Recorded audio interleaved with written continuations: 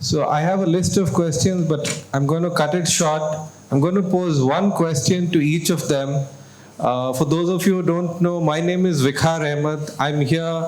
I'm forced to be here because I wrote an article on the Hakki Pikkis, and so perhaps I know a bit about the community while doing research in April. I think me and Madhu are apprehensive that, it's a rainy Sunday evening, but I think all of us will be delighted with the overwhelming attendance today evening. Just to repeat, because a lot of people sauntered in a little late, Madhu is the filmmaker. So if you have any questions about the film, they can be directed to Madhu. Kumuda featured in the film, as a lot of you know. She is a researcher, perhaps the only person who studied the community deeply, very closely. She is a member of the community. So any questions with regard to the community, smart ethnographic questions can be posed to her. Rajeshwari, I mean, you can ask questions about the community to Rajeshwari as well. But, she was stranded in Sudan. So, I mean, she was there through the civil war, while bullets were being fired all over. So particular questions regarding that experience can be posed to Rajeshwari, but since I'm the moderator, I'm going to start off. Madhu, so your film, so it sort of looks at how the Hakki Pikki community negotiated this treacherous passage from nomadism, living in the forest, to assimilation with what is so-called mainstream society. So it ends on a sort of ambiguous note. You are hopeful, but you're also wondering whether they have made it. So what is your response? Because for me, I mean, I've reported on different tribal communities in Karnataka. I think the Hakki Pikkis have done better than other tribal groups, marginalized, primitive tribal groups such as, say, the Siddhis or the Jainu Kurubas. So what is your response to this question?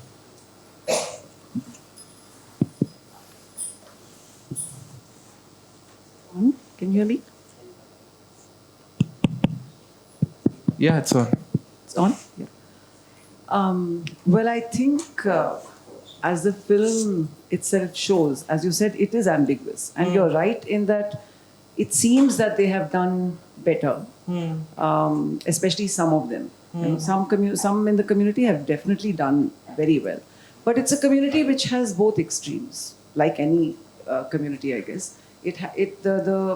By and large, if you take the entire community, by and large, most people have not made it. Okay, most people have not made it because of the sheer fact that there's been this sea change. I mean, they've been forced to make this transition, and like as we've said in the film, and the transition was made on the promise that there would be resettlement, there would be rehabilitation, giving land and making them agriculturists was one way of doing it. According to me, it was a short-sighted way. I think, one should have understood the community, and the whole point of making the film was also to say that giving land is one, that was in the 80s or in the 70s, or maybe in the 60s. No, it was not, it was in the 60s. It was a welfare state. And it was thought that nomadism is bad. Nomads are bad. They are, it's like gypsies in the West. The society views, people on the move with suspicion.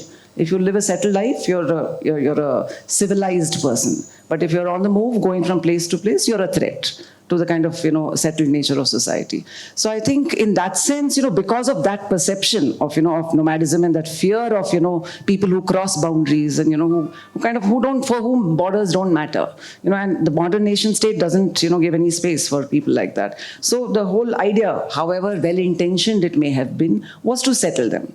And it has actually, according to me, it has been a rather failed project because I think, not many have really got land. And even the issue that we have been working with in Banerghatta, we've been working with, from the 90s, early 90s. And though we ended, saying that to 2016, we got the, land, the order was passed, but the papers are still not in their hands. Okay, so it's, and of course the nature of land has changed, forest has changed, it's a whole different kind of story. But basically what we wanted to show through the film was to say that while the odds are against them, if they have survived the odds, it's no thanks to the government, but it's thanks to their own innate survival skills. And that is something I think that needs to be, understood. Because even recently when they were caught in Sudan, how did the Hakki Pikkis there, if you say they're poor and impoverished, how did they land up in Sudan?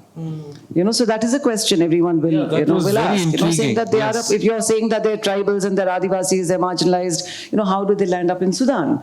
But that is, again, like I said, it's not, you saw the story of that man who it's the gamblers, Sikkidare Shikari, Illiddare Bhikari. So they will gamble, they will borrow money. They'll take 5 lakhs, 10 lakhs. They think nothing of, borrowing money. And if they hit the jackpot, they'll be living like kings. But if they don't, they come down to earth. So, they're the kind who can traverse this trajectory between, being on the ground to this thing very easily, I think when I spoke to you while I was writing my report, you said they don't have an acquisitive way of money making. That sort of remained with me. Yeah. They earn money, they spend it. Yeah. Madhu, thank you. There are a few follow-up questions. Perhaps someone else will raise them. Kumuda ನಾನು ಇಂಗ್ಲಿಷ್ನಲ್ಲಿ ಕೇಳ್ಬೋದಾ ಅಥವಾ ಕನ್ನಡದಲ್ಲಿ ಕೇಳಬೇಕು? So Kumuda and Rajeshwari, they understand English but they would prefer to respond in Kannada. They speak Hindi well also, so questions can be post to them in English, Hindi and Kannada. So ನಾನು ಬರ್ಕೊಂಡು ಬಂದಿದ್ದೀನಿ. So ನಾನು because I've done the hard work, let me ask in Kannada. So, ತಮ್ಮ ಉದ್ಯಮದ ಭಾಗವಾಗಿ ಸಮುದಾಯದವರು ವಿದೇಶಕ್ಕೆ ಹೊರಟಿದ್ದು ಯಾವಾಗ್ನಿಂದ? ಹಕ್ಕಿ ಪಿಕ್ಕಿ ಸಮುದಾಯದಲ್ಲಿ ಬಹಳಷ್ಟು ಮಂದಿ ಶಾಲಾ ಶಿಕ್ಷಣವನ್ನೇ ಮುಗಿಸಿಲ್ಲ, ಅದು ನಿಜ. ಹೀಗಿರುವಾಗ ಅವರು ಅಳುಕು ಭಯಗಳಿಲ್ಲದೆ ಬೇರೆ ಬೇರೆ ದೂರದ, ಅದರಲ್ಲೂ ಕೆಲವು ಆಪತ್ತಿನ ಸಂದರ್ಭಗಳಲ್ಲಿಯೂ ಬೇರೆ ದೇಶಗಳಿಗೆ ಹೋಗುವುದು ಕಾಣುತ್ತೇವೆ. ಇದರ ಬಗ್ಗೆ ನಿಮ್ಮ ಅಭಿಪ್ರಾಯ ಏನು? ಸೊ ಒಂದು ಪ್ರಶ್ನೆ ಇದೆ ಮತ್ತು ನಿಮ್ಮ ಅಭಿಪ್ರಾಯ ಕೂಡ ಕೇಳ್ತಾ ಇದ್ದೀನಿ. So do you need a translation? So basically, as you saw in the film, the most fascinating part, at least for me, is that how widely traveled the Hakki Pikkis are. It is fascinating, intriguing, and adventurous also. So I asked Kumuda, when did the community members start traveling abroad as part of their entrepreneurial activities?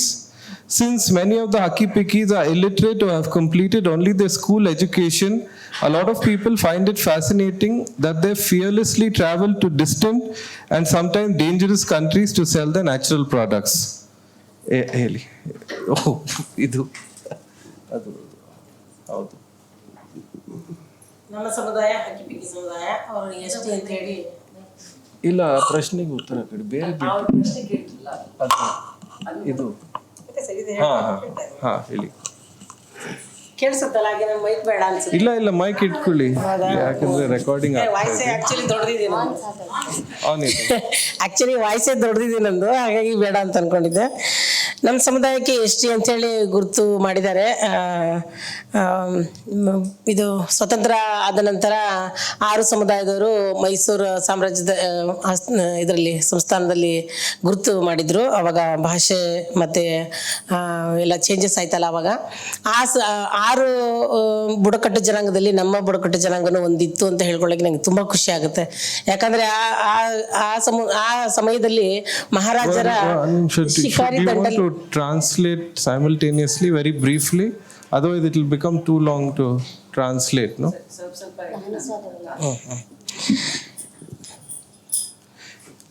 Mysuru ಸಂಸ್ಥಾನದಲ್ಲಿ ಮೊದಲು ಸ್ವಾತಂತ್ರ್ಯ ಸಿಕ್ಕ ನಂತರ ಯಾವ್ಯಾವ ಟ್ರೈಬಲ್ಗಳು ಎಲ್ಲಿ ಇದ್ದಾರೆ ಅಂತ ಹೇಳಿ ಗುರುತು ಮಾಡ್ಕೊಳ್ಳೋ ಅಂಥ ಸಂದರ್ಭದಲ್ಲಿ 6 ಸಮುದಾಯಗಳನ್ನ ಬುಡಕಟ್ಟು ಸಮುದಾಯದನ್ನ ಗುರುತು ಮಾಡ್ತಾರೆ. ಅದರಲ್ಲಿ ನಮ್ಮ ಸಮುದಾಯನೂ ಕೂಡ ಒಂದು ಅಂತ ಹೇಳ್ಕೊಳ್ಳಿಕ್ಕೆ ನನಗೆ ತುಂಬ ಹೆಮ್ಮೆ ಆಗುತ್ತೆ. Okay, the first thing that she's saying is that after independence, when the then Mysore state, they set about to identify nomadic communities. Theirs was one of the 6 communities that was identified. So she feels very happy that they were, that they were recognized as a tribe, as a nomadic tribe. ಎಷ್ಟೇ ಅವರು ಗುರುತು ಮಾಡಿಕೊಂಡ್ರು ಕೂಡ ಇವ್ರನ್ನ ಸರ್ಕಾರ ಯಾವುದೇ ಸೌಲಭ್ಯ ಕೊಡಲಿಕ್ಕೆ ಅವರಿಗೆ ಸಾಧ್ಯ ಆಗಿರಲಿಲ್ಲ. ನಂತರದಲ್ಲಿ ಅವರು ಅದೇ ಲಂಗೋಟಿ ಹಾಕ್ಕೊಂಡು ಮತ್ತು ಒಂದು ಬಟ್ಟೆನ ಸುತ್ತಕೊಂಡು ಆಮೇಲೆ ಮಗುನ ಜೋಳಿಗೆಲ್ಲಿ ಹಾಕ್ಕೊಂಡ್ರು ಅವರು ಕಾಡಿನಲ್ಲಿ ವಾಸ ಮಾಡೋವಂಥದ್ದೇ ರೂಢಿಯಾಗಿತ್ತು. ಅವರು ನಾವು ಸಮಾಜದಿಂದ ದೂರ ಇದ್ದೀವಿ ಅಂತ ಅಂದ್ಕೊಂಡು ಅವರು ತಿಳ್ಕೊಂಡಿದ್ರು, ಸಮಾಜಕ್ಕೆ ಹತ್ತಿರ ಬರಲಿಕ್ಕೆ ಪ್ರಯತ್ನ ಮಾಡಲೇ ಇಲ್ಲ. They, despite the government, saying, recognizing, but no, none of the facilities really reached them. It all remained only on paper, and it really didn't reach them at all. So they considered that they continue to consider themselves as outside the mainstream society. So they lived on the edges of society. ನನಗೆ ಅನಿಸುತ್ತೆ ಇದಕ್ಕೆಲ್ಲ ಕಾರಣ education ಅಂತ. Education ಇದ್ದಿದ್ರೆ ಅವರು ಹಿಂದಿನಿಂದಲೂ ಒಂದು main ಸ್ಟ್ರೀಮಿಗೆ ಬರಲಿಕ್ಕೆ ಅವರು ಇಷ್ಟಪಡ್ತಿದ್ರು ಅಂತ ಅನಿಸುತ್ತೆ. ಅವರು ಶಿಕ್ಷಣದಿಂದ ವಂಚಿತರಾಗಿದ್ದು, ಆಮೇಲೆ ನಾಗರಿಕತೆಗೆ ಬಾರದೇ ಇರೋವಂಥದ್ದು, ಆಮೇಲೆ ನಾವು ಸಮಾಜದಿಂದ ದೂರ ಇದ್ದೀವಿ ಅನ್ನೋ ಒಂದು ಭಾವನೆ ಏನಿತ್ತು ಅದು ಅವರಿಗೆ ಕಾಡಿಸಿತ್ತು. ಆಮೇಲೆ ಅವರಿಗೆ ಬದುಕು ಹೇಗೆ ಮಾಡಬೇಕು, ನಾವು ಊರುಗಳಿಗೆ ಹೋದಾಗ ಬದುಕು ಹೇಗೆ ಮಾಡಬೇಕು ಅನ್ನೋದು ಕಾಡಿಸ್ತಾ ಇತ್ತು. ನೀವು ಸಿನಿಮಾದಲ್ಲಿ ನೋಡಿರ್ಬೋದು, ನಾವು ಕಾಡಲ್ಲೇ ಇದ್ವಿ, ನಾವು ಕಾಡಲ್ಲೇ ಬಿಟ್ಟಿದ್ರೆ ನಾವು ಚೆನ್ನಾಗಿರ್ತಿದ್ವಿ, ಊರಿಗೆ ಬಂದುಬಿಟ್ಟಿದ್ವಿ, ನಾವು ಹೇಗೆ ಜೀವನ ಮಾಡೋಣ ಅಂತ ಸಿಟ್ಟಿನಿಂದ ಹೇಳ್ತಾ ಇದ್ರು. First ಏನಂದ್ರೆ card. So what was the first point? Sorry, I caught the last point. What was the first thing that she said? I was thinking about she feels that the main thing that that the reason why they remain kind of marginalized from society is because of the lack of education. That is what has kept them away, and that's what has kept them alienated, from whatever attempts that have been made to kind of bring them into the mainstream. And it's from the sense of alienation that you see the anger also, which is there in the film, where they say you should have left us in the forest. Why did you even bring us out? If you couldn't take care of us after we came out, why did you deprive us of our way of life? So she feels that if proper education had been kind of given, then maybe they wouldn't have felt so marginalized and alienated. ನಿಧಾನಕ್ಕೆ ನಂತರದಲ್ಲಿ ಅವರಿಗೆ ಅವರು ಊರಿನಿಂದ ಹಳ್ಳಿಯಿಂದ ಊರಿಗೆ ಆ ಥರ ಅವರು ಭಿಕ್ಷಾಟನೆಗಾಗಿ ಮೊದಲು ಬರ್ತಾಯಿದ್ರು. ಅವರಲ್ಲಿರುವಂಥ ಗಿಡಮೂಲಿಕೆಗಳನ್ನ ತಗೊಂಡು ಅವರು ಬರ್ತಾಯಿದ್ರು. ಆವಾಗ ಅವರಿಗೆ ಬೇಡಿಕೆ ಶುರು ಆಯಿತು. ನಂತರದಲ್ಲಿ ಅವರು ಭಾಷೆನ ಕಲೀಲಿಕ್ಕೆ ಶುರು ಮಾಡಿದರು. ಶಿಕ್ಷಣದಿಂದ ಅವರು ವಂಚಿತರಾಗಲಿಕ್ಕೆ ಮೇನ್ ಕಾರಣ ಅಂದರೆ ಭಾಷೆ. ಅವರಿಗೆ ನಮ್ಮ ಭಾಷೆ ಬಿಟ್ಟರೆ ಅವರಿಗೆ ಕನ್ನಡ ಆಗಲಿ ಬೇರೆ ಭಾಷೆ ಆಗಲಿ ಅವರಿಗೆ ಕಲೀಲಿಕ್ಕೆ ತುಂಬ ಕಷ್ಟ ಆಗ್ತಿದ್ದು. ಹಾಗಾಗಿ ಅದು ಎಜುಕೇಷನಿಂದ ದೂರ ಉಳಿಲಿಕ್ಕೆ ಸಾಧ್ಯ ಆಯಿತು, ಯಾಕಂದರೆ ಅವರಿಗೆ ಅರ್ಥ ಆಗ್ತಾ ಇರಲಿಲ್ಲ. Then they slowly started coming out from the forest, and when they came out from the forest, the only thing that they could do was begging. When they came into the cities, that was their primary point of relationship with the city dwellers also. It was through begging, both in the city and in rural areas as well when they came out. So it was largely through begging. And she says one of the main reasons why they remained marginalized from education is because of language, because their language was only way by which they could communicate. They didn't know the language, the mainstream languages. ಆಮೇಲೆ ಈ ಸಿಟಿಯಲ್ಲಿ ನಾವು ಬದುಕಬೇಕಾದ್ರೆ ನಾವು ಭಾಷೆ ಕಲೀಲೇಬೇಕು ಅಂತ ಅನಿಸ್ತು. ಯಾಕಂದರೆ ಅವ್ರು ತಂದಿದ್ದಂಥ ಗಿಡಮೂಲಿಕೆ ಆಗಿರ್ಬೋದು ಅಥವಾ ಸಣ್ಣ ಪುಟ್ಟ ಪುರ್ಲೆ ಗೌಜ ಅದನ್ನ ಇಟ್ಕೊಂಡು ಜೀವನ ಮಾಡ್ತಾ ಇದ್ರಲ್ಲ, ಅದನ್ನು ಮಾರಲಿಕ್ಕೋಸ್ಕರನಾದರೂ ಅವರಿಗೆ ಭಾಷೆ ಕಲೀಲೇಬೇಕಾಯಿತು. ಹಾಗಾಗಿ ಅನಿವಾರ್ಯ ಇರದೆ ಬೇರೆ ಭಾಷೆ ಕಲಿಬೇಕಾಯಿತು. ನಂತರದಲ್ಲಿ ಅವರಿಗೆ ಆ ಭಾಷೆ ಕಲಿತ ನಂತರ ನಾವು ಹೇಗೆ ಜೀವನ ಮಾಡಬೇಕು ಅನ್ನೋದು ಅವರಿಗೆ ಸ್ವಲ್ಪ ತಿಳುವಳಿಕೆ ಬಂತು ಅಂತ ನಾನು ಇಷ್ಟು ದಿನ ನಾನು ನೋಡ್ತಾ ಇರೋದಂಗೆ ನಾನು ಅಂದ್ಕೊಂಡಿದ್ದೀನಿ. So then once they started getting into economic relationship with the city dwellers and with the outside people, through selling their forest products and forest produce, etc., or birds and whatever they hunted, they realized that they had to learn the language. So it became inevitable. So they started learning the language and started in that sense they started getting more integrated with the communities around. ನಂತರದಲ್ಲಿ ಸರ್ಕಾರ ಕೂಡ ಇವ್ರನ್ನ ಗಣನೆಗೆ ತಗೊಂಡು ಈ ಜನಗಳನ್ನ ನಾವು ಹೀಗೆ ಬಿಟ್ಬಿಟ್ರೆ ಇವರು ಮತ್ತೆ ನಮ್ಮ ಕೈಗೆ ಸಿಗೋದಿಲ್ಲ, ಹೆಂಗೂ ಹಕ್ಕಿ ಪಕ್ಷಿಗಳ ಥರ ಹಾರ್ಕೊಂಡು ಹೋಗ್ತಾ ಇರ್ತಾರೆ, ಹಾಗಾಗಿ ಇವ್ರಿಗೆ ನೆಲೆಗೂಡಿಸ್ಬೇಕು ಅಂತ ಹೇಳಿ ಅವರು ಎಲ್ಲಿ ಯಾವ ಪ್ರದೇಶದಲ್ಲಿ ವಾಸ ಮಾಡ್ತಾ ಇದ್ರು, ಯಾವ ಕಾಡು ಮೇಡಲ್ಲಿ ವಾಸ ಮಾಡ್ತಾ ಇದ್ರು ಅದೇ ಜಾಗನ ಅವರಿಗೆ ಕೊಡುವಂಥ ಒಂದು ಶಾಸನನ ಮಾಡಲಿಕ್ಕೆ ಶುರು ಮಾಡಿದರು. ಹಾಗಾಗಿ ಮೈಸೂರು ಮಹಾರಾಜರು ಕೂಡ ಈ ಹುಣಸೂರು ಅಂತ ಇದೆ ಮೈಸೂರು ಹತ್ರ, ಅಲ್ಲಿ ಕೂಡ ಅವರಿಗೆ ಜಮೀನು ಕೊಡುವಂಥ ಒಂದು ವ್ಯವಸ್ಥೆ ಆಯಿತು. ಯಾಕಂದರೆ ಅವರು ಶಿಕಾರಿ ದಂಡಲ್ಲಿ ಇವರು ಒಳ್ಳೆ ಇದು ಶಿಕಾರಿ ಮಾಡೋದ್ರಲ್ಲಿ ಚಾತುರ್ಯರಾಗಿದ್ರು, ನಿಪುಣರಾಗಿದ್ರು. ಹಾಗಾಗಿ ಅವರು ಶಿಕಾರಿ ದಂಡಲ್ಲಿ ಇವರಿದ್ರು. ಹಾಗಾಗಿ ಅವರಿಗೆ ತುಂಬಾನೇ ಅನುಕೂಲ ಆಗಿತ್ತು. ಹಾಗಾಗಿ ಇವರ ಒಂದು ಚಾಣಾಕ್ಷತೆಯನ್ನ ಗುರುತಿಸಿ ಅವರು ಇವ್ರನ್ನ ಬೇರೆ ಕಡೆ ನಾವು ಬಿಟ್ಬಿಟ್ರೆ ಹೀಗೆ ಹೋಗ್ಬಿಡ್ತಾರೆ, ಇವ್ರನ್ನ ಯಾರು ಮುಂದೆ ಗಣನೆಗೆ ತಗೊಳೋದಿಲ್ಲ ಅಂತ ಹೇಳಿ ಅವರಿಗೆ ಅಲ್ಲಿ ಹುಣಸೂರಲ್ಲಿ ನೆಲೆಗೊಡುವಂತ ಒಂದು ಅವ್ರ ಹೆಸರಿಗೆ ಬರೀತಾರೆ ಆ ಹೆಸರು ಇದು ಜಮೀನುಗಳನ್ನೆಲ್ಲ. ಹಾಗಾಗಿ ಅಲ್ಲಿ ಕೂಡ ನಮ್ಮ ಊರು ಇದೆ. One of the first settlements, because they were all on the move constantly, one of the first settlements was near Hunsur. I think the story was also told in the film, where the Mysore Maharaja at that time said that, this is a community that, if you leave them alone, they'll be flying around like birds, and they need some kind of a nest, where they can this thing. So that was when the land was given to them and they settled down. That was one of the first settlements that came up near Hunsur.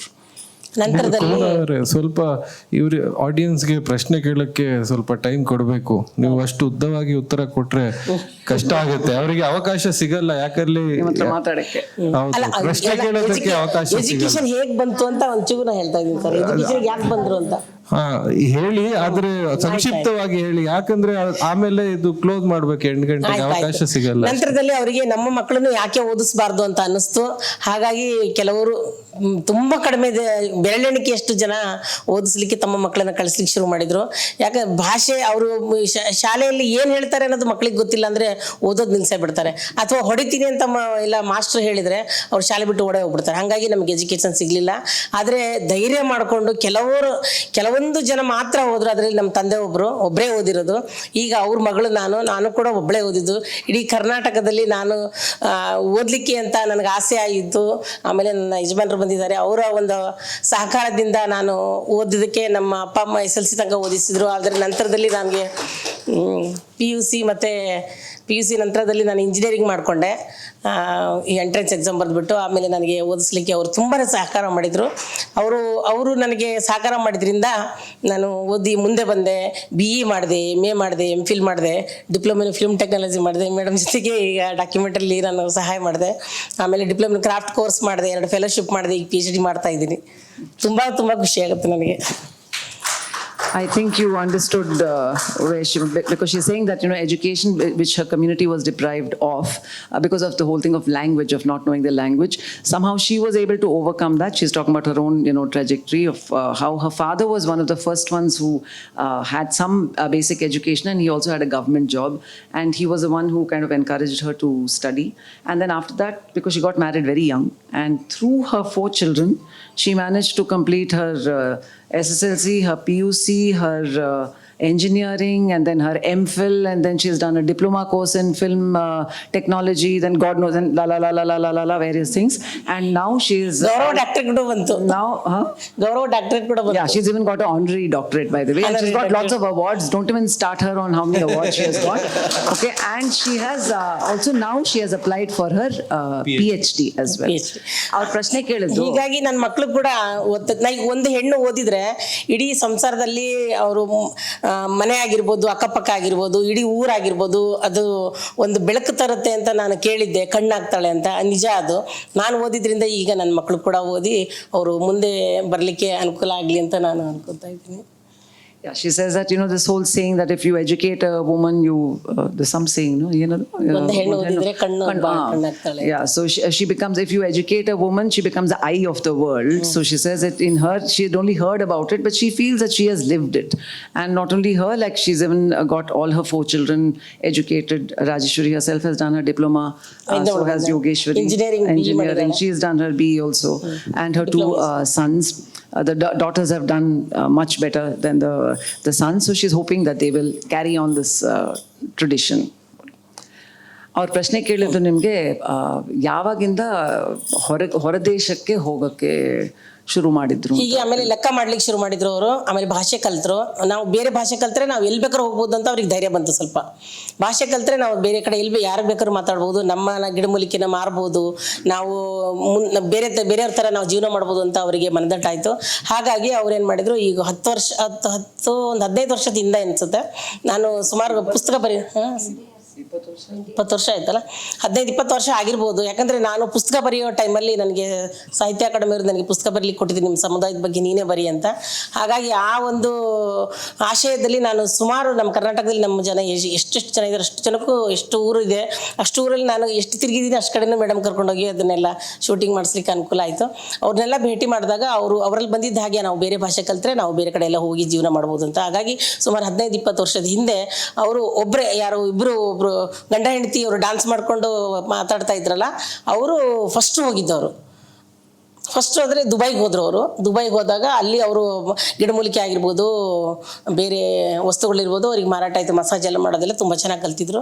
ಹಾಗಾಗಿ ಅವರಿಗೆ ಅವ್ರು ಹೋಗಿ ಬಂದು ಮನೆ ಮಾಡಿಕೊಂಡು scooter ತೊಗೊಳ್ಳೋದು, cycle ತೊಗೊಳೋದು, ಮನೆ ಮಾಡ್ಕೊಳ್ಳೋದು ಆ ಥರ ಎಲ್ಲ ಮಾಡಿದಾಗ ಬೇರೆಯವ್ರಿಗೂ ಅದು ಆಸೆ ಆಯಿತು. ಹಾಗಾಗಿ ಬೇರೆಯವರು ಕೂಡ ಹೋಗ್ಲಿಕ್ಕೆ ಶುರು ಮಾಡಿದ್ರು. ಅಂಗೂಠ ಛಾಪ್ ಕೂಡ ಇವಾಗ ಪಾಸ್ಪೋರ್ಟ್ ಮಾಡ್ಕೊಂಡು ಅವರು ಹೋಗಿ ಧೈರ್ಯವಾಗಿ ಹೋಗಿ ಭಾಷೆ ಕಲಿತು, ನೀವು 1 ತಿಂಗಳು ಬಿಟ್ಟರೆ ಸಾಕು ಅಲ್ಲಿ ಭಾಷೆ ಕಲ್ತು ಬಿಡ್ತಾರೆ ಅವರು. ಭಾಷೆ ತುಂಬ ಈಸಿ ಅವರಿಗೆ ಕಲೀಲಿಕ್ಕೆ, ಯಾಕಂದರೆ ಅವ್ರ ಮನಸ್ಸು ಎಷ್ಟು ನೀಟ್ ಇರ್ಬೋದು ಅಂತ ನನಗೆ ಅನಿಸುತ್ತೆ. ನಾವು ಎಷ್ಟು ಓದಿದ್ರು ಕೂಡ ನೋಡಿ, ನಾನು ಇಂಜಿನಿಯರಿಂಗ್ ಮಾಡಿದ್ದೀನಿ, ಕನ್ನಡ ಮೀಡಿಯಂ ನಾನು ಸ್ಟೂಡೆಂಟು, ಇಂಜಿನಿಯರಿಂಗ್ ಮಾಡಿದ್ದೀನಿ. ಆದರೆ ನಮಗೆ ಫ್ಲೂಯೆಂಟಾಗಿ ಇಂಗ್ಲೀಷ್ ಮಾತಾಡ್ಲಿಕ್ಕೆ ಬರೋದಿಲ್ಲ. ತಪ್ಪು ಮಾತಾಡಿಬಿಟ್ರೆ ಏನೋ ಅರ್ಥ ಮಾತಾಡೋಕೆ ಏನೋ ಅರ್ಥ ಆಗ್ಬಿಡುತ್ತೆ ಅಂದ್ಕೊಂಡು ನಾನು ಕನ್ನಡಕ್ಕೆ ಒತ್ತು ಕೊಡ್ತೀನಿ, ಹಿಂದಿಗೆ ಒತ್ತು ಕೊಡ್ತೀನಿ. ಹಾಗಾಗಿ ಆದರೆ ನಮ್ಮವರು ಎಷ್ಟು ಚೆನ್ನಾಗಿ ಇಂಗ್ಲೀಷ್ ಮಾತಾಡ್ತೀನಿ ಅಂತ ನನಗೆ ಆಶ್ಚರ್ಯ ಆಗ್ತದೆ. ಈ ಒಂದು ಅಕ್ಷರ ಬರೋದಿಲ್ಲ, ಆದರೆ ಅಷ್ಟು ಚೆನ್ನಾಗಿ ಮಾತಾಡ್ತಾರೆ, ಯಾವುದೇ ಭಾಷೆ ಕಲಿತಾರೆ ಅವರು. ಹಾಗಾಗಿ ಅವ್ರಿಗೆ ಓದಲಿಕ್ಕೆ ಅನುಕೂಲ ಆಯಿತು. So basically, to summarize the answer, so community members, you saw the couple towards the end. You saw in Trinidad and Tobago. So that couple traveled first to Dubai. ಇನ್ನು ಸೀನು ಸತೀಶ್ ಇಲ್ಲ, ಅದಕ್ಕೆ ಹಿಂದೆ ಈ ಕಡೆ ನಾವು ಇಲ್ಲಿ ಬಂದಿದ್ವಲ್ಲ, ಅವ್ರ ತಾಯಿಯವರೆಲ್ಲ ಮಲೇಷ್ಯಾ ಎಲ್ಲ ಹೋಗಿದ್ರು. It's before them. It's before them. Okay. So over the past 2 decades approximately, community members have been traveling all over the world, and as you heard, they travel far and wide. Nothing sort of phases them, even though they're illiterate thumbprint. They still, all of them have passports, and they travel widely for the purposes of selling their natural herbs and cures. Rajeshwari, ಇದು ನಿಮ್ಮ ಸುದಾನ್ನಲ್ಲಿ ನಿಮ್ಮ ಅನುಭವ ಹೇಗಿತ್ತು? ಅಂದರೆ ಭಯಾನಕವಾಗಿತ್ತು, ಅದು ಸ್ವಲ್ಪ ಹೇಳಿ ನಮಗೆ, ಸಂಕ್ಷಿಪ್ತವಾಗಿ ಹೇಳಿ, ಯಾಕಂದ್ರೆ ಅವರಿಗೆ ಅವಕಾಶ ಸಿಗ್ಲಿ ಪ್ರಶ್ನೆ ಕೇಳೋದಕ್ಕೆ. ಫಸ್ಟ್ ಆಫ್ ಆಲ್ ನಾನು ಹೇಳ್ಬೇಕಂದ್ರೆ ಫಿಲ್ಮ್ ತುಂಬಾನೇ ಚೆನ್ನಾಗಿತ್ತು ma'am. Thank you so much ma'am, ನನಗೆ ಬಹಳ ಖುಷಿ ಆಯಿತು. ಸೂಪರ್ ಆಗಿತ್ತು ಮ್ಯಾಮ್. ಫಸ್ಟ್ ಸುಡಾನಿಗೆ ಹೋಗಿ ನನಗೆ ಜಾಸ್ತಿ ದಿನ ಆಗಿಲ್ಲ, ಜಸ್ಟ್ 1 ಡೇ ಆಗಿತ್ತು ಅಷ್ಟೇ. ಏಪ್ರಿಲ್ 13ನೇ ತಾರೀಕಿಗೆ ಹೋದೆ, ಇಲ್ಲಿಂದ ಬ್ಯಾಂಗ್ಳೂರಿಂದ ಹೋದೆ. ಅಲ್ಲಿ 14ನೇ ತಾರೀಕಿಗೆ ಇಳಿದೆ, 15ನೇ ತಾರೀಕಿಗೆ ರೆಸ್ಟ್ ಮಾಡಿದೆ. 16ನೇ ತಾರೀಕಿಂದ ಬಾಂಬ್ ಸ್ಫೋಟ ಶುರು ಆಗ್ಬಿಡ್ತು.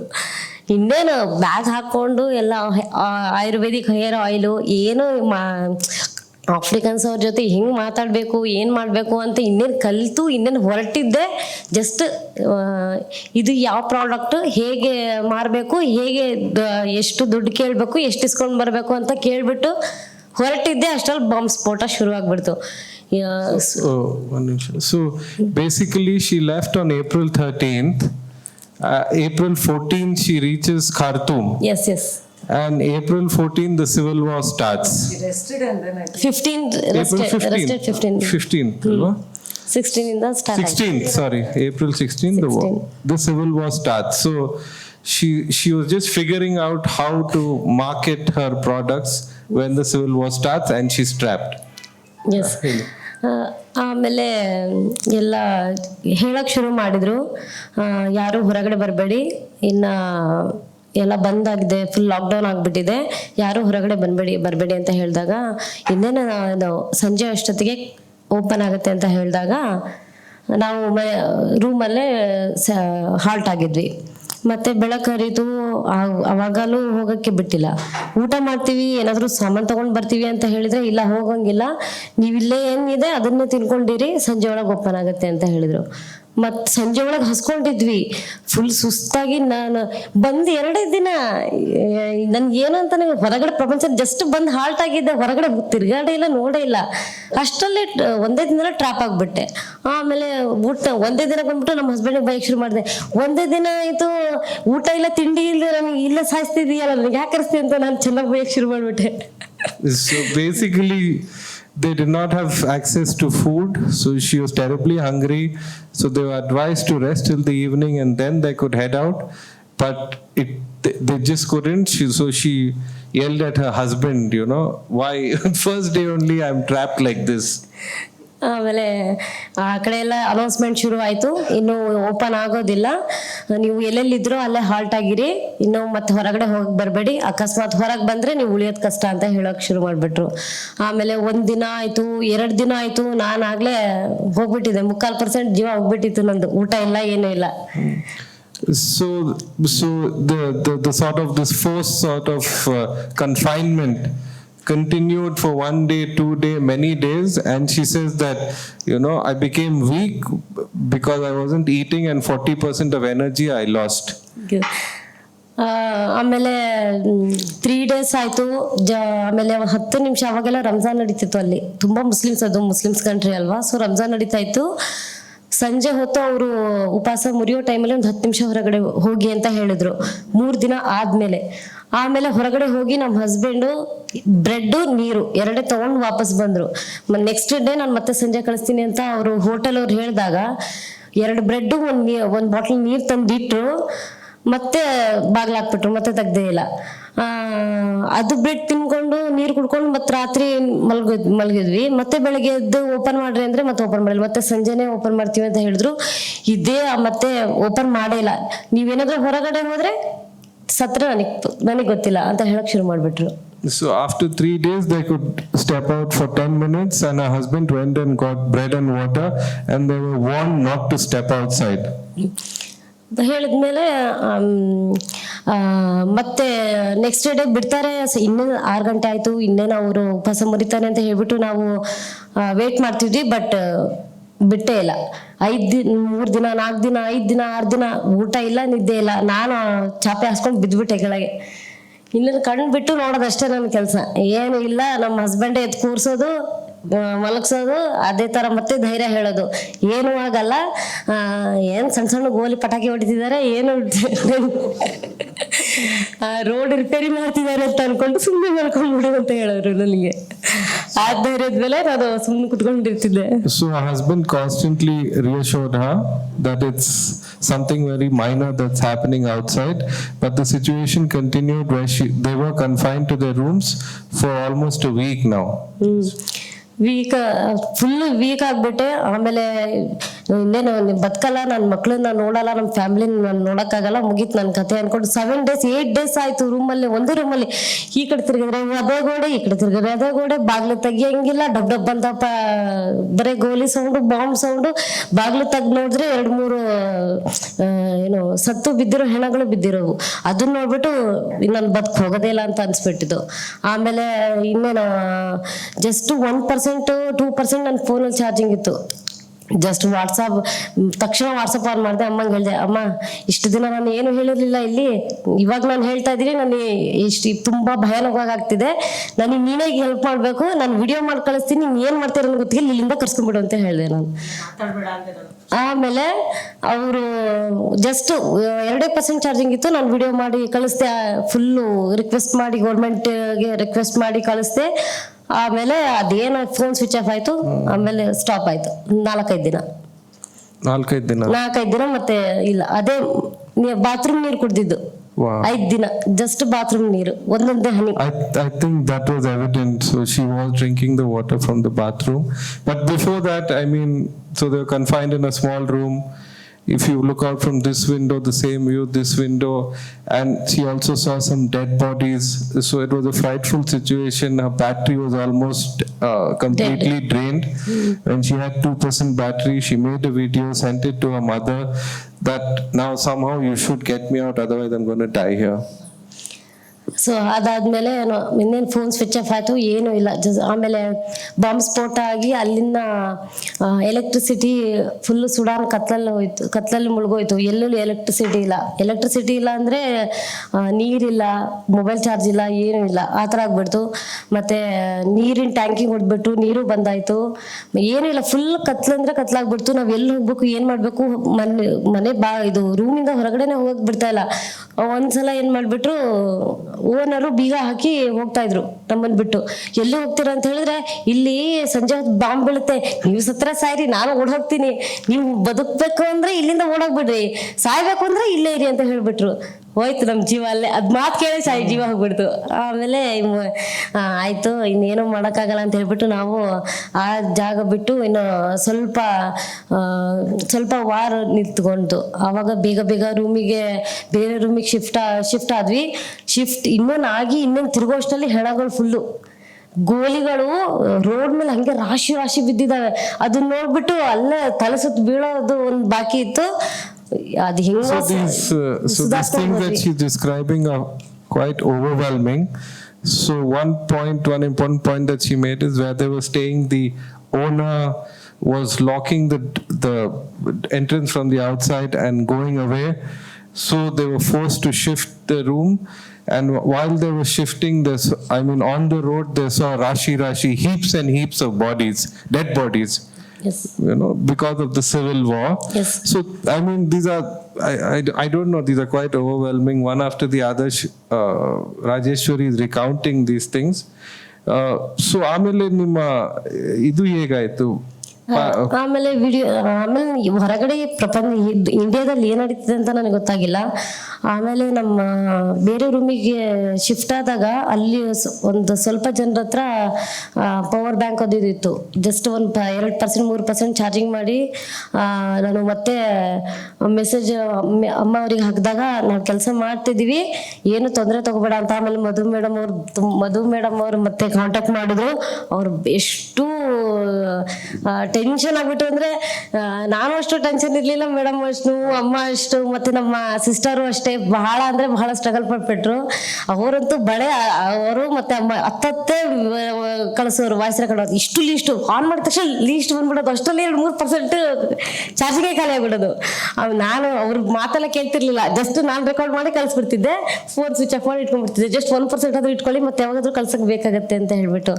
ಆಮೇಲೆ ಮಧು ಮೇಡಮ್ ಅವರು ಅಷ್ಟೇ ವಾಯ್ಸ್ ಮೆಸೇಜ್ ಹಾಕಿಬಿಡು, ರಾಜೇಶ್ವರಿ ಏನೋ ಹೆದರ್ಬೇಡ, ನಾವಿದ್ದೀವಿ, ನಿನ್ಗೆ ಹೆಂಗಾದ್ರೂ ಮರಿ ಕರ್ಸ್ಕೊಂಡ್ ಬರ್ತೀವಿ, ನೀನ್ ಏನೋ ಹೆದರ್ಬೇಡ, ಏನೋ ಟೆನ್ಷನ್ ಬೇಡ, ಆರಾಮಾಗಿರು ಅಂತ ಹೇಳಿ ಅವ್ರದ್ದು ಧೈರ್ಯ ತುಂಬೋರು, ಅಮ್ಮ ಧೈರ್ಯ ತುಂಬೋರು, ನಮ್ಮ ಅಕ್ಕ ಧೈರ್ಯ ತುಂಬೋರು, ನಮ್ಮ ಅಪ್ಪಾಜಿನೂ ಅಷ್ಟೇ ಧೈರ್ಯ ತುಂಬೋರು. ಬಹಳ ಅಂದ್ರೆ ಬಹಳ ಖುಷಿ ಆಯ್ತು ಅವಾಗ.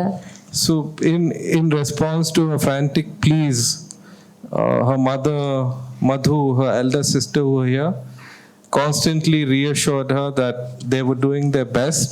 And on this side, I know that Madhu was frantically sort of working the phone line that they say, trying to reach out to the Ministry of External Affairs. It's incredibly difficult to get through, but Madhu was doing her best as I know. Yes. So ಅದಾದ್ಮೇಲೆ ಮತ್ತೆ ಗೌರ್ಮೆಂಟಿಗೆ ನಮ್ಮ ವಿಷಯ ತಲುಪ್ತು. ಅವಾಗ ನಮಗೆ ಅವಾಗ ಇದು ನಮ್ಮ Indian embassy ಅಲ್ಲಿ ಸುಡಾನಲ್ಲಿ ಇದ್ದಿದ್ದು ಇಂಡಿಯನ್ ಎಂಬಸಿ ಅವ್ರು ನಮಗೆ ಕರ್ಕೊಂಡು ಅಲ್ಲಿಂದ ನಾವು ಇದ್ದಿದ್ದ ಜಾಗದಿಂದ ನಮಗೆ ಕರ್ಕೊಂಡು ಬೇರೆ ಪೋರ್ಟ್ ಸುಡಾನಿಗೆ ಕರ್ಕೊಂಡು ಹೋದ್ರು. ಅಲ್ಲಿಂದ ಮತ್ತೆ ನಮಗೆ ಜಹಾಜ್ ಮೂಲಕ, ಸಮುದ್ರದ ಮಾರ್ಗದ ಮೂಲಕ ನಮಗೆ ಒನ್ ಡೇ ಕರ್ಕೊಂಡು ಇಲ್ಲಿ ಸೌದಿ ಅರೇಬಿಯಾಗೆ ಕರ್ಕೊಂಡು ಹೋದ್ರು. ಎಷ್ಟು ದಿನ ಆದ್ಮೇಲೆ, ಎಷ್ಟು ದಿನ ನೀವು ಸಿಕ್ಕಾಕೊಂಡಿದ್ರು ಅಲ್ಲಿ ಟೋಟಲ್? 12-13 ಡೇಸ್ ಒಂದೇ ರೂಮ್ ಅಲ್ಲಿ ಸಿಕ್ಕಾಕೊಂಡಿದ್ವಿ. 14 ಡೇಸ್ಗೆ ನಮಗೆ ಇನ್ನೇನು ಜೀವನ ಬದುಕೋ ಆಸೆನೇ ಹೋಗ್ಬಿಟ್ಟಿತ್ತಲ್ಲ, ಏನೋ ಒಂದು ಲಾಸ್ಟ್ ಹೋಪ್ ಇರ್ಲಿ ಅಂತ ಹೇಳ್ಬಿಟ್ಟು ನಾವು ಕೇಳೋಣ ಏನಾಗ್ತಿದೆ ಅಂತ ಕೇಳಿದಾಗ ಅವಾಗ ಇಂಡಿಯನ್ ಎಂಬಸಿ ಅವರು ಕಾಂಟ್ಯಾಕ್ಟ್ ಮಾಡಿದ್ರು. ಸೊ ನಮ್ಮ ಮೇಡಮ್, ಅವರೆಲ್ಲ, ನಮ್ಮ ತಾಯಿಯವರು, ಇವರೆಲ್ಲ ಪಟ್ಟಿದ್ದ ಕಷ್ಟದಿಂದ ಅವರು ಏನು ಸ್ಟ್ರಗಲ್ ಮಾಡಿದ್ರು ನನಗೆ ಗೊತ್ತಿಲ್ಲ. ಬಟ್ ಅವರು ನನಗೆ ಕೊಟ್ಟಿದ್ದ ಧೈರ್ಯದಿಂದ ಅವರು ಮಾಡಿದ ಕೆಲಸ ನನಗೆ ಅಷ್ಟು ಗೊತ್ತಿಲ್ಲ. ಅಲ್ಲಿದ್ದಾಗ ನನಗೇನು ಗೊತ್ತಾಗಿಲ್ಲ, ಅವ್ರು ತುಂಬಾ ಕಷ್ಟಪಟ್ಟಿದ್ದಾರೆ ಅಂತ ನನಗೆ ಗೊತ್ತು. ಅವರು ಕಡೆಯಿಂದಾನೇ ನಾನು ಇಲ್ಲಿ ಸೇಫಾಗಿ ಬಂದಿದ್ದೀನಿ ಅಂತ ನಾನು ಭಾವಿಸ್ತೀನಿ. ಸೊ ಅಲ್ಲಿ ಸೌದಿ ಅರೇಬಿಯಾದಿಂದ ಮತ್ತೆ ನಮಗೆ ಇಲ್ಲಿ ಬೆಂಗಳೂರಿಗೆ ಮತ್ತೆ ಕರ್ಕೊಂಡು ಬಂದ್ರು. ಬೆಂಗಳೂರಿಗೆ ಕರ್ಕೊಂಡು ಬಂದ್ಮೇಲೆ ಫಸ್ಟ್ ನಾನು ಕಾಲ್ ಮಾಡಿದ್ದೆ ನಮ್ಮ ಮೇಡಮ್ ಅವರಿಗೆ. ಇಲ್ಲಿ ಬೆಂಗಳೂರಿಗೆ ಬಂದಿದ ತಕ್ಷಣನೇ ಫಸ್ಟ್ ನಾನು ಕಾಲ್ ಮಾಡಿ, ಮೇಡಮ್ ನಾನು ಬೆಂಗಳೂರಿಗೆ ಬಂದಿದ್ದೀನಿ ಮೇಡಮ್ ಅಂತ ಫಸ್ಟ್ ಕಾಲ್ ಮಾಡಿ ಹೇಳಿದ್ದೆ ನನ್ನ ಮೇಡಮ್ ಅವರಿಗೆ. ಅವ್ರು ಅಷ್ಟು ಖುಷಿ ಪಟ್ರು ಅಂದ್ರೆ, ವಾವ್ ರಾಜೇಶ್ವರಿ ಸೂಪರ್ ರಾಜೇಶ್ವರಿ, ಬಹಳ ಖುಷಿ ಆಯ್ತು ರಾಜೇಶ್ವರಿ, ನಿನ್ ಬದುಕ್ ಬಂದ್ಬಿಟ್ಟು ಓ ಮೈ ಗಾಡ್ ಅಂತ ಹೇಳಿ ಬಹಳ ಖುಷಿ ಪಟ್ರು. ನನಗಂತೂ ಕಣ್ಣೀರ್ ಹಾಕಿ ಹತ್ತು ಬಿಟ್ಟು ಮೇಡಮಿಗೆ ಹೇಳಿದ್ದೀನಿ, ಥ್ಯಾಂಕ್ ಯು ಮೇಡಮ್, ನಿಮ್ಮಿಂದಾನೇ ನಾನು ಬಂದಿರೋದು, ಥ್ಯಾಂಕ್ ಯು ಮೇಡಮ್, ತುಂಬಾ ಸ್ಟ್ರಗಲ್ ಪಟ್ಟಿದ್ದೀರಾ. ಫಸ್ಟ್ ಮೇಡಮ್ ಅವ್ರಿಗೆ ಕಾಲ್ ಮಾಡಿದೆ, ಆಮೇಲೆ ಅಮ್ಮ ಅವ್ರಿಗೆ ಕಾಲ್ ಮಾಡಿದೆ, ಆಮೇಲೆ ಅಕ್ಕ ಅವ್ರಿಗೆ ಕಾಲ್ ಮಾಡಿ ಹೇಳ್ದೆ. ಇಲ್ಲಿ ಬಂದ್ಮೇಲೆ ಸೇಫ್ ಆಗಿ ಮತ್ತೆ ನಮ್ಮ ಮನೆಗೆ ನಮಗೆ ಬಿಟ್ರು sir. So quite emotional. So after 14 days, she moved from Khartoum to Port Sudan. If you know the geography of Sudan, Port Sudan is the port. So from there, they went on. They were transported on a ship to a city in Saudi Arabia, and from there to Bangalore. Yes, sir. And the first person that Rajeshwari called as soon as she reached Bangalore is Madhu, and then her mother, and then her elder sister. Yes, sir. So that is perhaps a very evocative and powerful tale. I'm going to open it up for questions, otherwise BIC is not going to let me come back here again. So we have 10 minutes now. Lekha has told me that they're very generously extended. If you have any questions. Yeah, I'm very curious about the language they spoke. You mentioned that they did not know any language when they came into civilization, so to speak. That means they did not know Kannada. What are the language they spoke in the tribe? ವಾಗ್ರಿ ಬೋಲಿ ಭಾಷೆ, ವಾಗ್ರಿ ಬೋಲಿ ಭಾಷಾ. And that's very localized for them. Yes. No script. Madhu, you want to? Yeah, there's no script. That is the language that they speak, and it's not just the Hakki Pikki. See, the Wagris as Kumuda was saying, I mean, the origins, they come from Gujarat, Rajasthan, Chittorgarh, it's from there they have come. So there's a whole lot of communities, nomadic communities, who speak the Wagri Boli. Hakki Pikkis are one of them. And they're called Hakki Pikkis only in Karnataka. They have different names in different states, and they all speak some version or the other of Wagri Boli. So it's a language that connects multiple communities, multiple nomadic communities. Okay, thank you.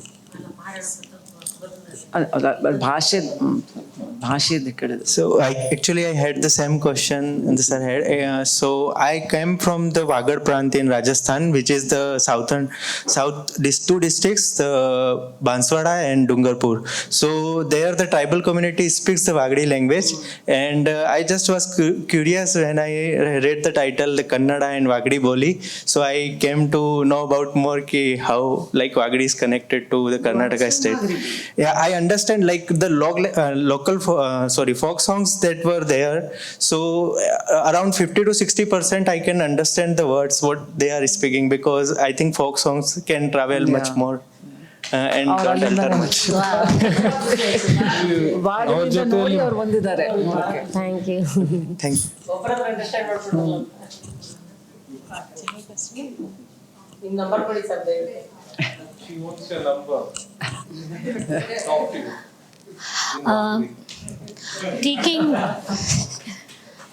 I'm taking the question forward a little bit. ಏನು ಅಂತ ಹೇಳಿದರೆ, ವಾಗ್ರಿ ಬೋಲಿ ಜೊತೆಗೆ ಹೇಗೆ ಒಂದು language ಡಾಕ್ಯುಮೆಂಟ್ರಿಲಿ ನನಗೆ ಅನಿಸಿದ್ದು ಅಂತ ಹೇಳಿದ್ರೆ, ಹೆಸರುಗಳಲ್ಲಿ ತುಂಬ ಚೆನ್ನಾಗಿ ಒಂದು ರೀತಿ ಹೇಗೆ ಭಾಷೆಯನ್ನು ಯೂಸ್ ಮಾಡ್ತೀರಾ ಅಂತ. ಅದು ಚಾಕ್ಲೇಟ್ ಬಾಯಿ, ಹಿಂದೂ, ಕೆಲವು ಈ ರೀತಿಯ ಹೆಸರುಗಳು, ಅಮಾವಾಸ್ಯೆ ಅಂತ. ಸೊ ನೀವು ಅದ್ರ ಬಗ್ಗೆ ಸ್ಟಡಿ ಮಾಡಿದ್ದೀರಾ ಅಂತ ವಿಕರ್ ಅವರು ಸ್ವಲ್ಪ ಹೇಳಿದ್ರು ಲ್ಯಾಂಗ್ವೇಜಲ್ಲಿ.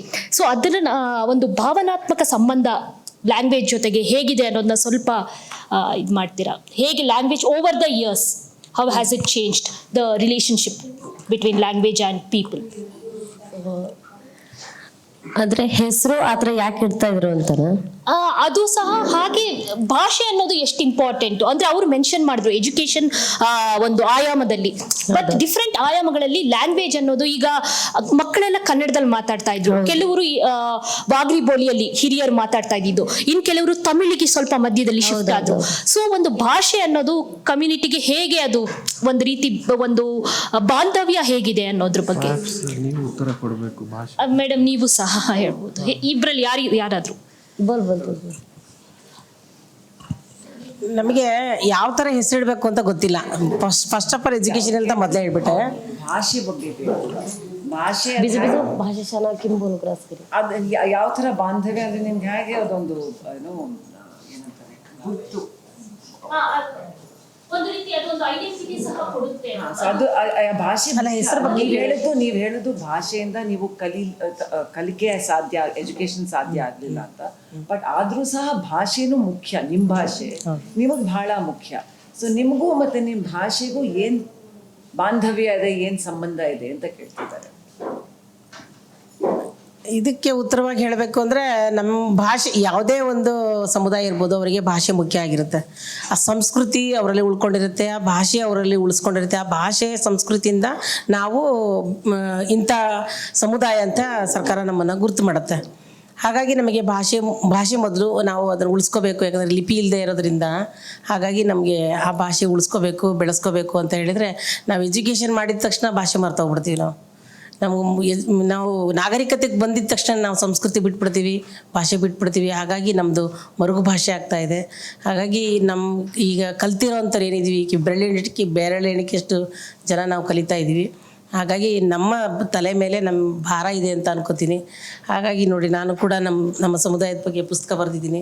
ಇದರೊಳಗೆ ಬಹಳಷ್ಟು ನಮ್ಮ ಭಾಷೆಯನ್ನು ಕನ್ನಡದಲ್ಲಿ ಬರೆದಿದ್ದೀನಿ, ಅದಕ್ಕೆ ಟ್ರಾನ್ಸ್ಲೇಟ್ ಕೂಡ ಮಾಡಿದ್ದೀನಿ. ನನಗೆ ಕರ್ನಾಟಕ ಸರ್ಕಾರದಿಂದ ನೋಡಿ 6.5 ಕೋಟಿ ಜನ ಇದ್ದಾರೆ, ಅದರಲ್ಲಿ ಇಬ್ಬರನ್ನ ಸೆಲೆಕ್ಟ್ ಮಾಡಿದ್ರು ಜಾನಪದ ತಜ್ಞ ಅವಾರ್ಡಿಗೆ. ಅದರಲ್ಲಿ ಇಬ್ಬರನ್ನ ಸೆಲೆಕ್ಟ್ ಮಾಡಿದ್ರು, ಅದರಲ್ಲಿ ನಾನು ಒಬ್ಬಳು ಅಂತ ಹೇಳ್ಕೊಳಕ್ಕೆ ಖುಷಿಯಾಗುತ್ತೆ ನನಗೆ.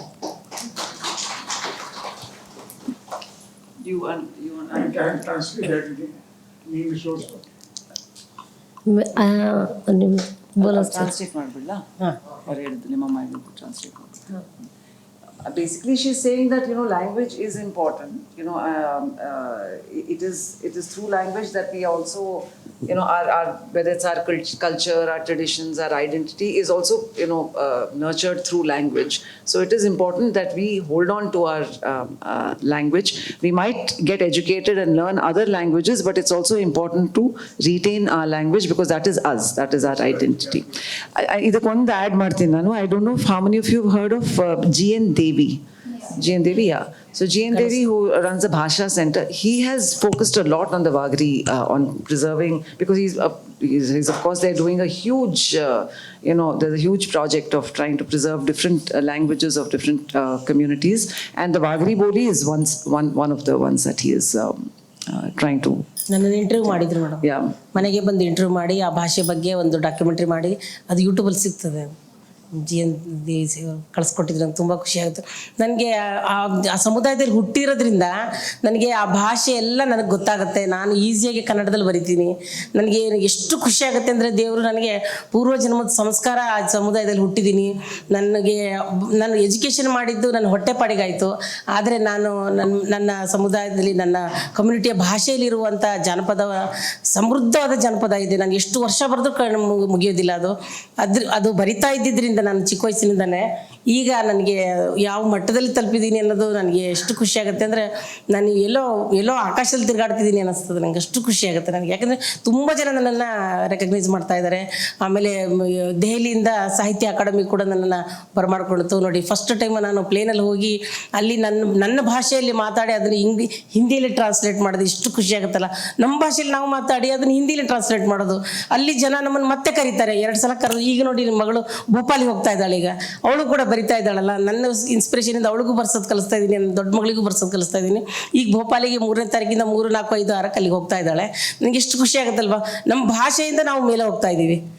ನಮಗೆ ಅದಕ್ಕೋಸ್ಕರ ನಾವು ಬೇರೆ ಭಾಷೆ ಕಲ್ತ್ರೆ ನಮ್ಮ ಭಾಷೆಯಲ್ಲಿರೋ ಸಾಹಿತ್ಯ ಸಂಪತ್ತನ್ನು ನಾವು ಪರಿಚಯ ಮಾಡ್ಬೋದು. ಆಮೇಲೆ ಇಲ್ಲಾಂದರೆ ಮರ್ತೋಗ್ಬಿಡ್ತೀವಿ, ಏನೂ ಉಳಿಸೋದಿಲ್ಲ. ನಾವು ಮುಂದಿನ ಜನ್ರೇಷನ್ಗೆ ಏನೂ ಕೊಡೋದಿಲ್ಲ. ನಮ್ಗೆ ಇಂಥ ಒಂದು ಭಾಷೆ ಇದೆ ಅನ್ನೋದು ಮರ್ತೇ ಹೋಗುತ್ತೆ ಖಂಡಿತವಾಗ್ಲೂ. ಯಾಕಂದರೆ ನಾಗರಿಕತೆ ಅಷ್ಟು ಬೆಳೆದಿರೋದ್ರಿಂದ ನಮ್ಮ ಭಾಷೆ ನಿಜವಾಗ್ಲೂ ಸತ್ತೋಗುತ್ತೆ. Saying that while I have, learning a new language has hotepar, like it's made. I've been able to earn my livelihood. I mean, whatever she's done is also because of the language that she's learned. But it's going back to her language that has given her the greatest pride and joy. And she says that because of she's gone, and because of the she's got supported by the government to go back to the folk stories, the songs and all that. So she's been doing a lot of research on that, and she feels that it's a treasure that she has discovered, and that is what gives her the greatest pride and joy. And she also says that now I get called, whether it's to Delhi or to wherever, and I go there and speak in my own language and I get translated. And she says it's important to learn other languages, then we can we can communicate our own language into other languages. So it's important to know other languages while deepening our own kind of roots in our own language. And she says now even Rajeshwari is going to go, she's going for a meeting in Bhopal, where she will Sahitya Academy, so where she will be speaking in the Wagari Boli. So Yes, ma'am. We have time for one more question. If not, Vikha has the last one.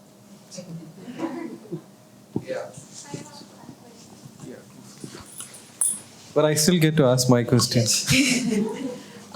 It's not really. I might have missed it. It might have been covered in the conversation because I am not so familiar with the language. I was curious because we've been having this discussion around language. So I was curious that this was mentioned that when they came out of the forest, they were not aware of the language. But within the movie itself and also those stories, anecdotes that they're recalling, there's some sort of trade and exchange that's going on where they bring in material from within the forest. Those exchanges are taking place of roots and medicines and herbs, as well as birds and parts, special. So I was curious, were they just completely cut off forest dwellers? Because I've gotten that mixed up by now. Or this some sort of peripheral exchange was taking place. And then, just a little bit about that. That's what she was saying. ನೀವು ಹೇಳಿದ್ದನ್ನ ಅವರು ಪೂರ್ತಿ ಅರ್ಥ ಮಾಡ್ಕೊಳ್ಳಿಲ್ಲ, so ಅದನ್ನು ನಾನು ಹೇಳ್ತೀನಿ. What she had answered that question. She said that earlier they didn't know any other language because they were inside the forest, so they didn't really need to know the language. But once they started getting pushed out and they had to kind of make they started interacting through their trade and through whatever, they were forced to start learning other languages.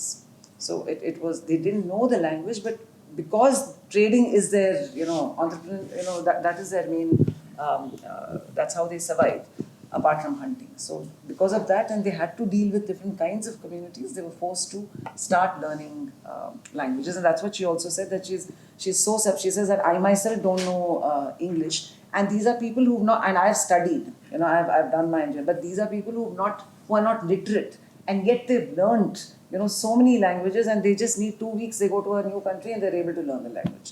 Like even in Sudan, this person, I don't know who's there, he just knows, he's just integrated himself in the Sudanese kind of landscape there, knowing the language, knowing the culture. Just ಬಿಸ್ನೆಸ್ಗೋಸ್ಕರ ಹೊಟ್ಟೆಪಾಡಿಗೋಸ್ಕರ ಬೇರೆ ಭಾಷೆ ಕಲಿಬೇಕು ಅಷ್ಟೇ. ಈಗ ಸುಡಾನಿಗೆ ಹೋದ್ವಿ, ಸುಡಾನಿ ಭಾಷೆ ಕಲ್ತೀವಿ. Saudi ಅರೇಬಿಯಾಕ್ಕೆ ಹೋದ್ವಿ, ಅರಬಿ ಭಾಷೆ ಕಲಿಬೇಕು. ಆಮೇಲೆ ಬೇರೆ ಬೇರೆ ಕೇರಳಕ್ಕೆ ಹೋದ್ವಿ, ಕೇರಳಿ ಭಾಷೆ. ಕಾಶ್ಮೀರಕ್ಕೆ ಹೋದ್ವಿ, ಕಾಶ್ಮೀರಿ ಭಾಷೆ. ಅಲ್ಲಿ ಇದ್ದಾಗ ಜಸ್ಟ್ ಇವಾಗ ಬಾಯಿಂದ ಹೇಳಿದ್ರೆ ಅದು ತಗೊಳ್ಳಲ್ಲ. ಅವ್ರ ಭಾಷೆ ಕಲಿತು ನಾವು ಹೇಳಿದ್ರೆ ಮಾತ್ರ ಅವ್ರಿಗೆ ಅರ್ಥ ಆಗತ್ತೆ ಅಲ್ವಾ. ಅದೇ ಅಲ್ಲಿಗೆ ಹೋದಾಗ ಯೂರೋ ದುಡ್ಡು, ಈಗ ರುಪೀಸ್ ಅಂತ ಹೇಳಿದ್ರೆ ಗೊತ್ತಾಗಲ್ಲ. ಯೂರೋ ಅದು ಇದು ಅಂತ ಅವ್ರವ್ರ ಊರಿದ್ದು ಅವ್ರವ್ರ ದುಡ್ಡು ಹೇಳಿದ್ರೆ ಮಾತ್ರ ಅವ್ರಿಗೆ ಗೊತ್ತಾಗತ್ತಲ್ವ. ಸೊ ಹಾಗಾಗಿ ನಾವು ಕಲೀಲೇಬೇಕಾಗತ್ತೆ ಅವ್ರ ಭಾಷೆ. ಸೊ ಅದು ಆಗಿರೋದು ಅಷ್ಟೇ, ಇನ್ನೇನೂ ಇಲ್ಲ. ನಮ್ಮ ಲ್ಯಾಂಗ್ವೇಜ್ ಮಾತಾಡ್ತೀವಿ. ಜಸ್ಟ್ ಬಿಸ್ನೆಸ್ಸಿಗೋಸ್ಕರ, ನಮ್ಮ ಹೊಟ್ಟೆಪಾಡಿಗೋಸ್ಕರ, ಕಮ್ಯುನಿಕೇಷನಿಗೋಸ್ಕರ ಮಾತ್ರ ನಾವು ಬೇರೆ ಭಾಷೆ ಕಲೀಲೇಬೇಕಾಗತ್ತೆ ಅಷ್ಟೆ. ಯಾಕಂದರೆ ನಮಗೆ ಫಾರೆಸ್ಟಿಂದ ಕರ್ಕೊಂಡು ಬಂದು ಸಿಟಿಲಿ ಬಿಸಾಕಿರೋದ್ರಿಂದ ಈ ಹೊಟ್ಟೆಪಾಡಿಗೋಸ್ಕರ ಈ ಥರ ಎಲ್ಲ ಭಾಷೆ ಕಲಿತು ನಾವು ಬಿಸ್ನೆಸ್ ಮಾಡ್ತಾಯಿದ್ದೀವಿ ಅಷ್ಟೇ, ಇನ್ನೇನಿಲ್ಲ. For business purposes, we have to learn. And if you see, this one was,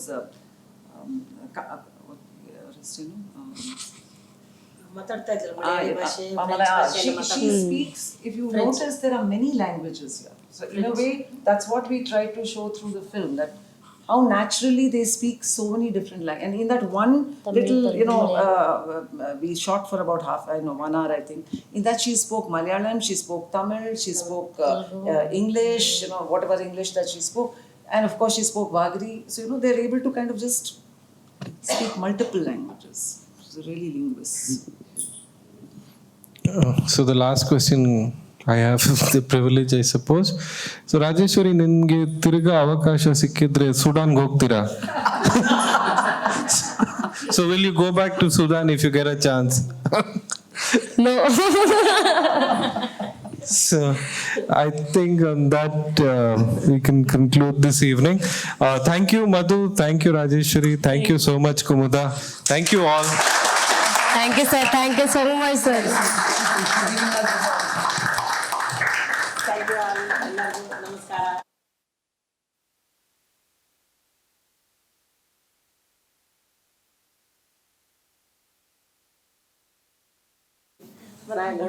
घणो खुशियागी एक आदमी तो भी हमारी बातें पहचाने हुए रहते कि घनी खुशी। सर 1 मिनट, मैं एक ಕವಿತೆ ಕವನ ಬರೀತೀನಲ್ಲ ನಾನು. ಸೊ ಒಂದು ಕವನ ಬರ್ಕೊಂಡು ನಮ್ಮ ವಾಗ್ರಿ ಭಾಷೆದು ಬರೆದಿದ್ದೀನಿ. ಸೊ ಅದನ್ನ ನಾನು ಹೇಳಲಿಕ್ಕೆ ಇಷ್ಟಪಡ್ತೀನಿ ನಮ್ಮ ವಾಗ್ರಿ ಭಾಷೆಯಲ್ಲಿ. ನಾನು ಮಾಡ್ತೀನಿ. ಅವರು ವಾಗ್ರಿ ಬೋಲಿನಲ್ಲಿ ಹೇಳ್ತಾರೆ, ನೀವು ಕನ್ನಡದಲ್ಲಿ ಹೇಳ್ತೀರಾ, ನಾವು ಇಂಗ್ಲಿಷ್ ಬೇಡ, ಕನ್ನಡ ಇಲ್ಲ, ಹಿಂದಿ ಹೇಳ್ತೀನಿ. Hindi. ಓಕೆನಾ sir? She's reading out a poem that she's written in Wagri. ಭೋಪಾಲಿಗೆ ಹೋಗ್ತಿದ್ದಾಳೆ ಅದಕ್ಕೋಸ್ಕರ. She's going to Bhopal, so she's written this poem for that.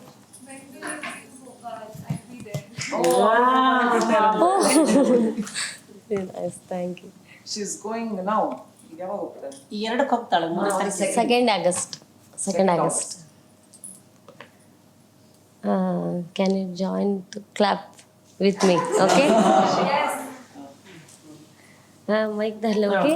Mic ಇಟ್ಕೋಬೇಕಾ? ಅಯ್ಯೋ ಮೇಡಮ್, ಈ ಥರ ಎಷ್ಟು ಬೇಡ ಮೇಡಮ್. ಅಯ್ಯ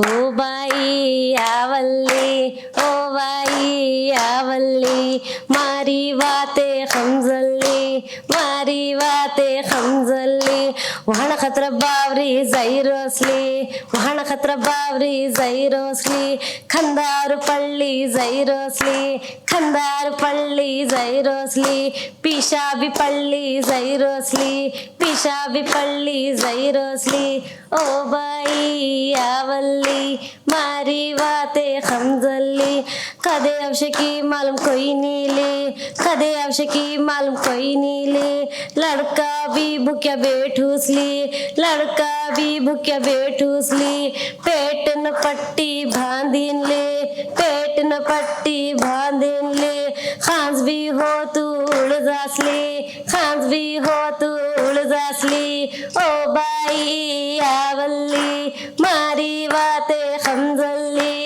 मारी बातें खमजली, मारी बातें खमजली, आयोला आयोला गिरजानी बोटी लायोला, आयोला आयोला तित्रान भजली, आयोला आयोला आयोला मंगष्ण मारी लायोला, आयोला आयोला नोरीन मरली नायोला, ओ बाई आवली, मारी बातें खमजली, ओ बाई आवली, ओ बाई आवली, शश भजल्या देखली, शश भजलायो बेकल्ली तू भी आवली बाई तू भी आवली बाई तू भी आवली पेट नी पट्टी छोड़ली पेट नी पट्टी छोड़ली.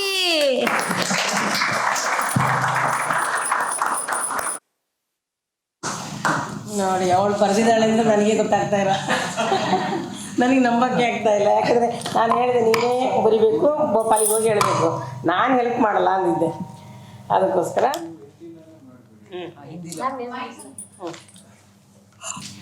ಅವಳೇ ಹಿಂದಿ ಹೇಳ್ತಾಳೆ ಬಿಡಿ, ಹಿಂದಿ ಬರುತ್ತೆ ಅವಳಿಗೆ.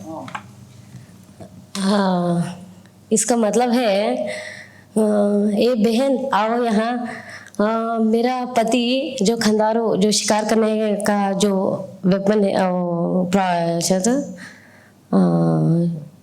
ಶಿಕಾರಿ ಮಾಡ್ತಾರಲ್ಲ ಅದು ಅವರು ಹಾಕೊಂಡು ಹೋಗ್ತಾ ಇದ್ನಲ್ಲ ಅವನು, ಅದು शिकारी जो करने का ट्रैपर है वो लेके गया है. और छोटे छोटे जो पंछियों को पकड़ने वाला ट्रैप भी लेके गया है. घर पे कब आएंगे पता ही नहीं है.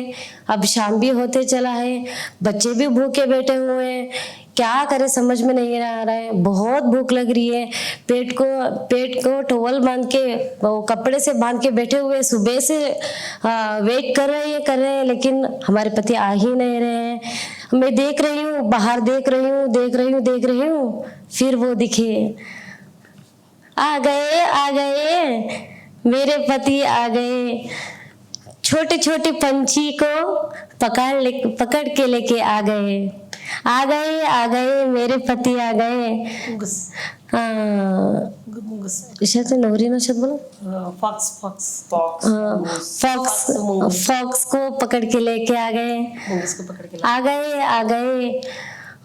बड़े बड़े जानवर को लेके आ गए, मतलब जो सच शेर और छोटे छोटे पंछी बड़े बड़े पंछी हैं वो लेके आ गए. इतना खुशी से पागल हो रही हूँ. वो सभी देखे कि हमारे पति इतना सब लेके आए हमारे लिए. ओ बहना इधर आओ जल्दी.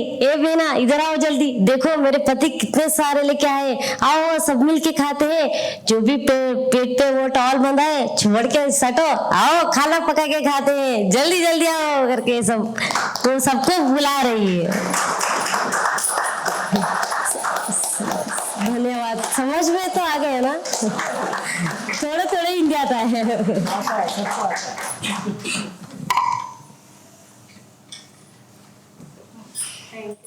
धन्यवाद.